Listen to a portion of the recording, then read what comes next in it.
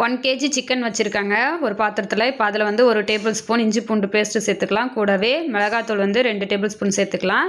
1/2 table spoon garam masala சேர்த்துக்கலாங்க. சேர்த்துட்டு இது கூட 3 டேபிள் ஸ்பூன் அளவுக்கு தயிர் வந்து சேர்த்துக்கலாம். சேர்த்துட்டு கூடவே புதினா மல்லி இலை இது எல்லாத்தையும் சேர்த்துட்டு கொஞ்சமாக உப்பும் சேர்த்துக்கலாங்க. சேர்த்துட்டு இப்போது கை வச்சு நல்லா கலந்து விட்டுடலாம். சிக்கன் வந்து மசாலாவில் நல்லா படுறது அளவுக்கு கலந்து வச்சிடலாம். இப்போ இது ஒரு பக்கம் இருக்கட்டும்.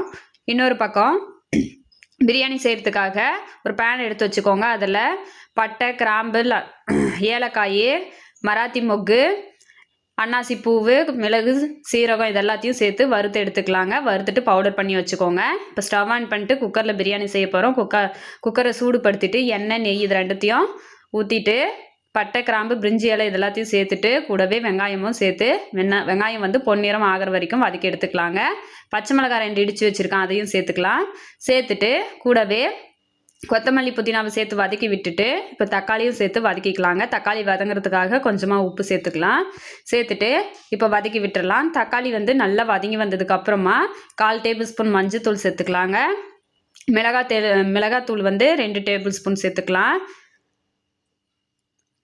நம்ம பவுடர் பண்ணி வச்சுருந்தோம்ல பிரியாணி மசாலா, அதுவும் சேர்த்துட்டு கூடவே 2 டேபிள் ஸ்பூன் அளவுக்கு மல்லித்தூளும் சேர்த்து அதோட பச்சை வாசனை போகிற அளவுக்கு வதக்கி விட்டுட்டு இப்போ சிக்கனை வந்து சேர்த்துக்கலாங்க. நம்ம மசாலாவில் ஊற வச்சுருந்தோம்ல அந்த சிக்கனை சேர்த்துட்டு வதக்கி விட்டுட்டு க்ளோஸ் பண்ணிடுங்க.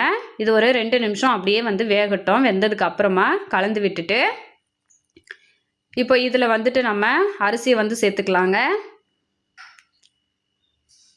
அரிசி சேர்த்துட்டு 1 கப் அரிசிக்கு 1.5 கப்பு தண்ணி வந்து ஊற்றிக்கோங்க.